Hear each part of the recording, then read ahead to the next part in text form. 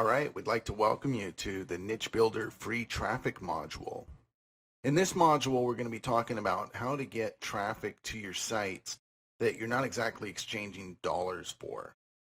Free traffic is traffic that is available through the internet with very little connected cost to the site owner. It's also often referred to as organic traffic when we're talking about SEO. Now, the first thing I need to tell you is that search engine optimization, or SEO, has completely changed. The year now is 2013, and in 2012, Google made several changes that kind of shook things up. SEO, or search engine optimization, refers generally to how well your websites are positioned within the major search engines such as Yahoo, Google, and Bing. In 2013, things have changed quite a bit. During 2012, there were two major updates done by Google, which changed the face of SEO forever. The two updates that I'm referring to were the Panda and Penguin updates. The goal of these updates was to eliminate any sites that were considered to have a low quality score. The new ranking parameters within Google became known as your website's Panda score. Now, I'm going to preface this with telling you that I do not work for Google, and we do not have any insider at Google, at least none that we're going to admit to. But here's a simple equation that you can use to help determine your Panda score at Google. Your Panda score is equal to the static elements times the quality checks times your user experience. Now, Google's mantra from the very beginning has been to provide the very best user experience for its users. Up until 2012, many sites were able to rank based on the results by volume approach, meaning they could throw so many backlinks and so many pages of content at Google that their algorithms had no choice but to rank them. Now let's take a look at what people were doing so that you don't make the same mistakes. In the past, people were able to build several small HTML or basic websites that were targeted towards low competition, medium search volume terms. And that plan still works, except it's changed quite a bit. For years and years, people were able to game the Google by creating massive amounts of pages, massive amounts of backlinks, and having each page relevant to a specific keyword. So you might get to a site and find that all the pages had the same root keyword buried inside of them.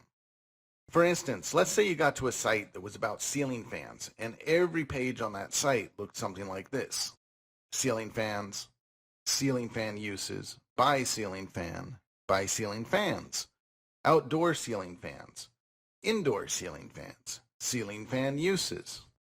Each page of that site might have content on it, but the big question in Google's mind is, how much value does this site provide the user? Is the content that they've put on that site aimed around actually helping the user, or are they focused around getting rankings in the search engine? A better way to approach the subject of ceiling fans would be to word your pages in title format. You want to actually ask a question or make a statement to the user. So using those same examples, let's try it this way. 10 reasons why you need a ceiling fan. Ceiling fans for your home or office. How to use ceiling fans to lower your electricity bill.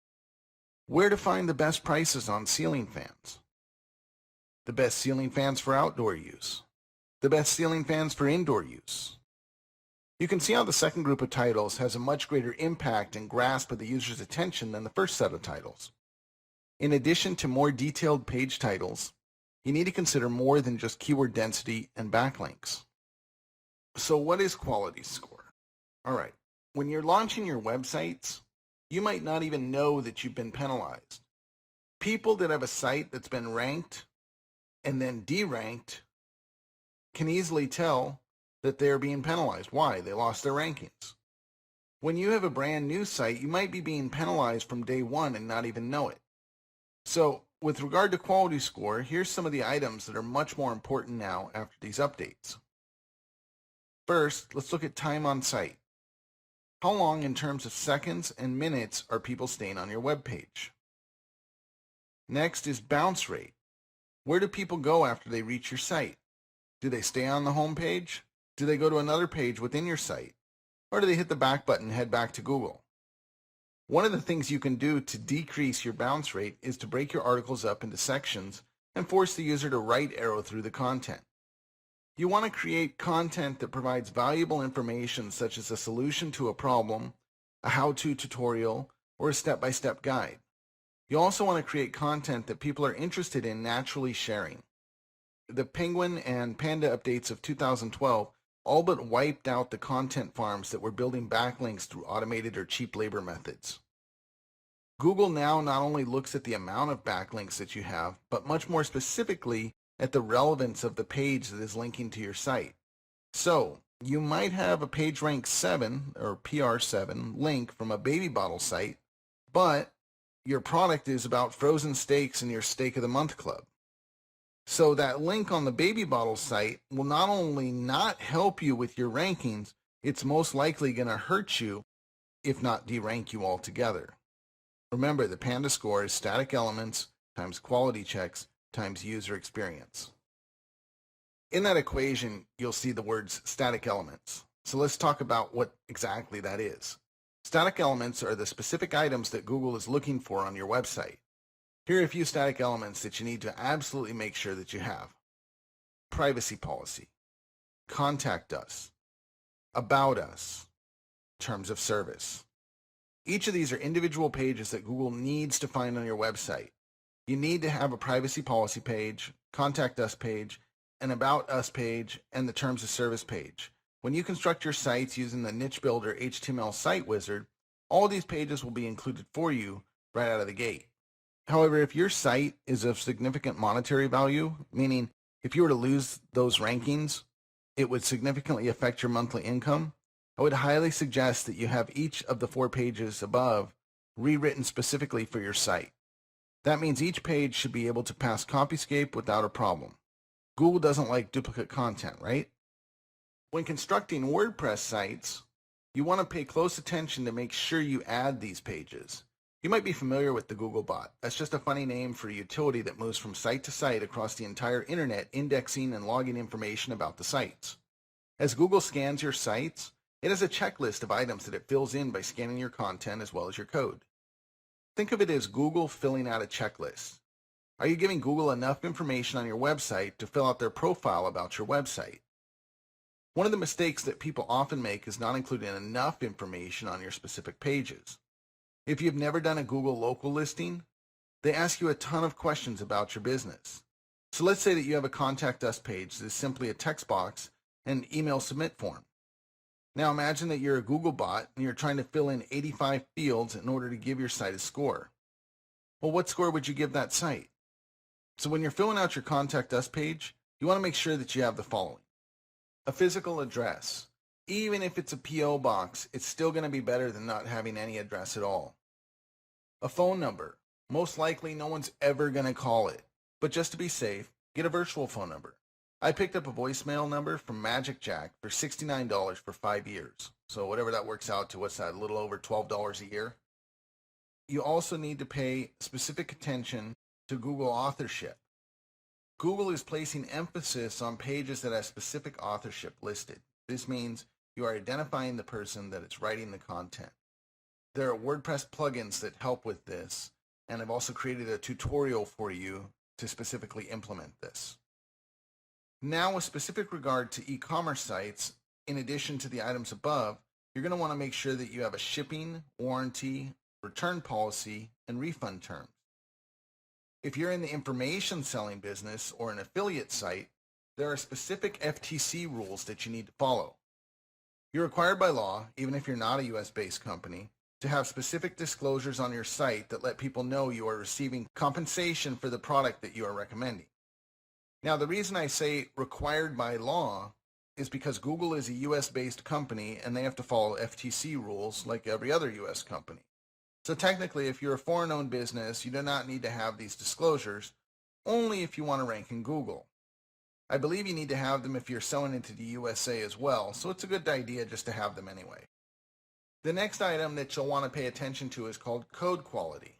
When using NicheBuilder sites, you can be assured that the initial code is intact and has no errors.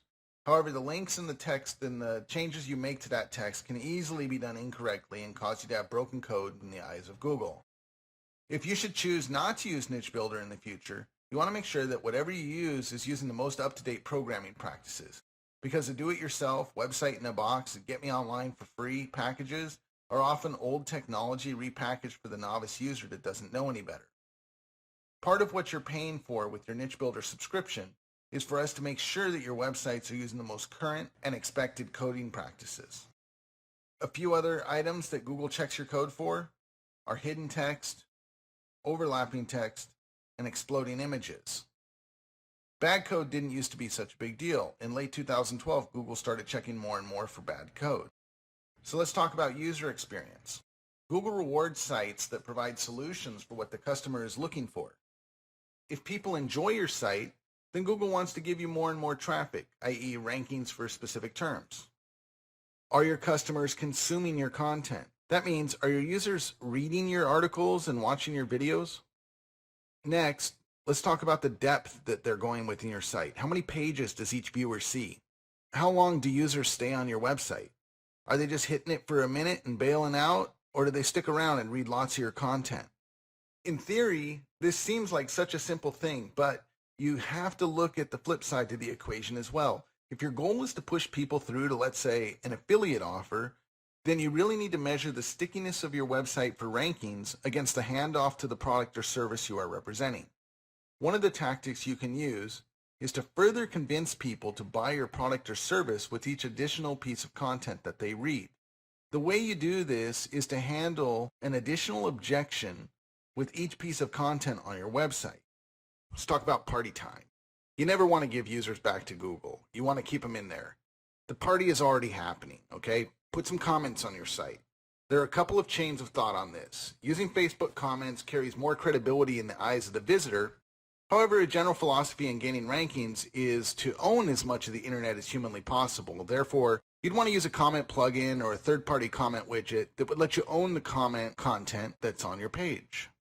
Depending on how you're monetizing your pages, you're going to want to make the best decision for your site. But sites with a lot of comments do increase user engagement. There are certain plugins for WordPress like Add This, and you also have the ability on your NicheBuilder sites to add the social bookmarking buttons like Facebook like buttons and Twitter buttons. You want to get people to like your page. You can also hire this out on Fiverr for $5, but I wouldn't recommend that you do that anymore, just because Google seems to be getting on and on to more and more strategies and tactics that don't involve actually doing the real work.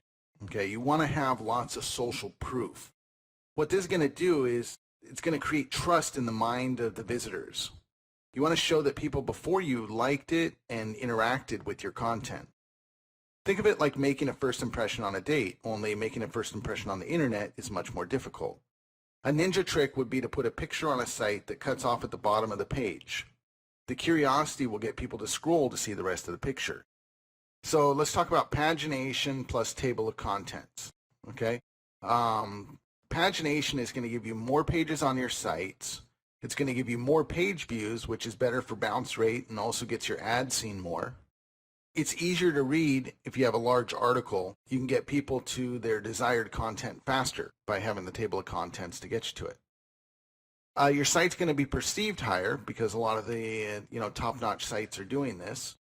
Your time on site numbers will increase, and you'll have more interactivity and more clicking from your users.